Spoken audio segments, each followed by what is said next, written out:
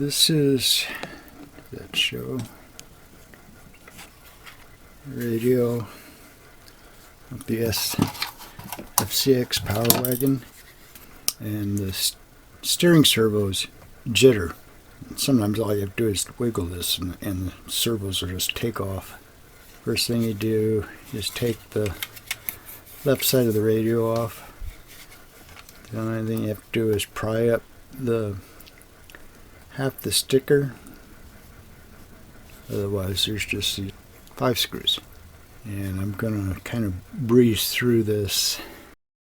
Battery cover fell out. You got to remember when you put these halves back together to get that lid sorted again. And this is what we're after. Need some more light. This back here is the steering reostat. It's behind the trigger assembly, which is 1 screw here, and then there's 2 screws here holding on the battery connection. This trigger assembly sits behind this, so all you have to do is pull this little board up high enough to get the trigger assembly out. When you're pulling this little board up, you also have to work the 2 springs up. You don't have to remove it completely, just enough to get the trigger assembly out. Okay, and 3 screws are loose, so he says. And there's the 3 little screws. And again, this trigger assembly, it's this whole thing. And there's 2 ears under this board. There, screw there, and screw there. And this little board will come up. Again, these are soldered to the board, the springs. So when you're pulling this up, you need to also pull up on the springs, which is a little. You don't have to pull this board out completely. You can wiggle the trigger assembly up.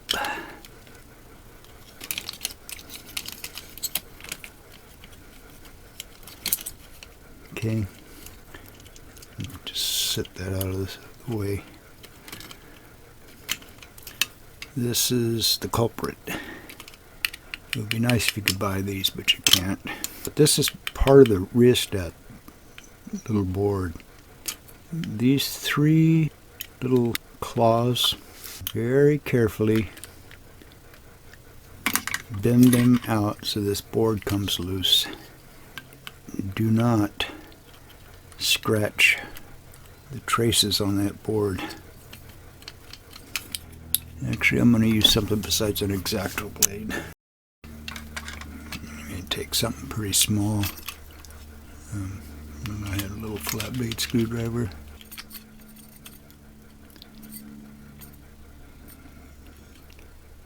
Just enough to be able to lift this board up. And the bottom one even less, because this will slide out of it. And even though we're trying to fix it, I mean, there's a good chance you could just flat ruin the radio. And this one doesn't want to open. There it is. Okay. Get this out of the way. And there it is. You can see that the top just falls out. And this is what we're cleaning. Okay. There they are.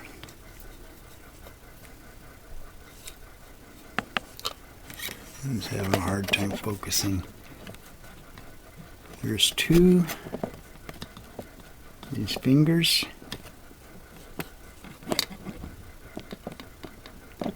They ride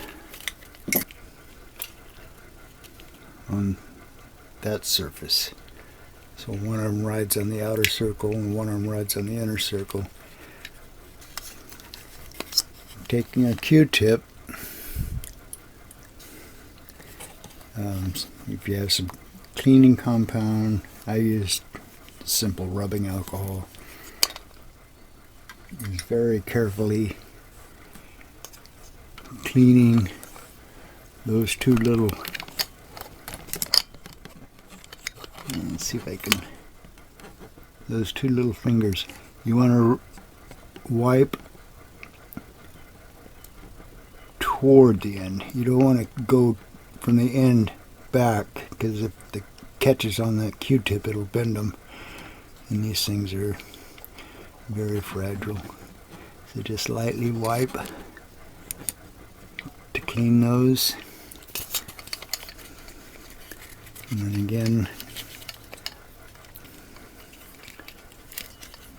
this surface that I'm sticking my fingers all over.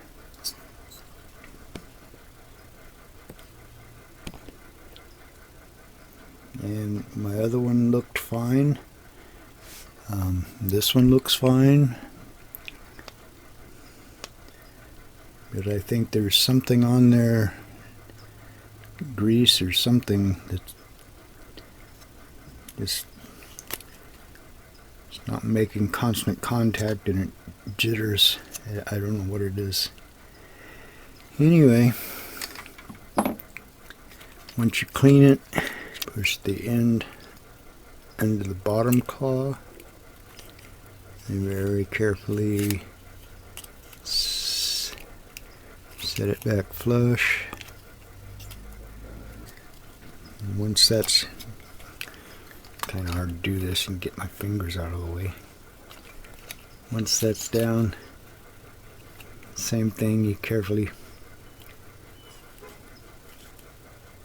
bend those little claws over to hold the board.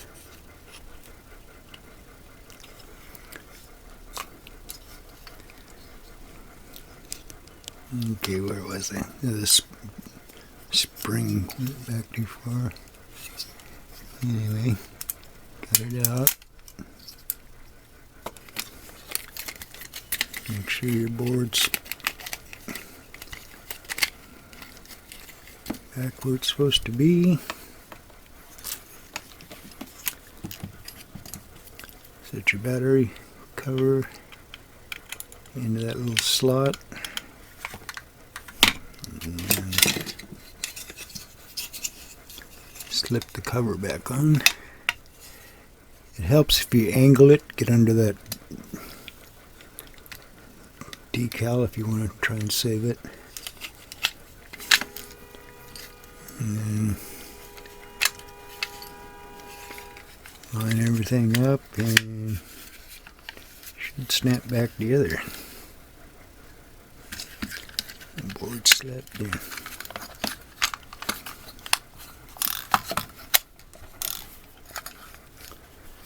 Anyway, that's it.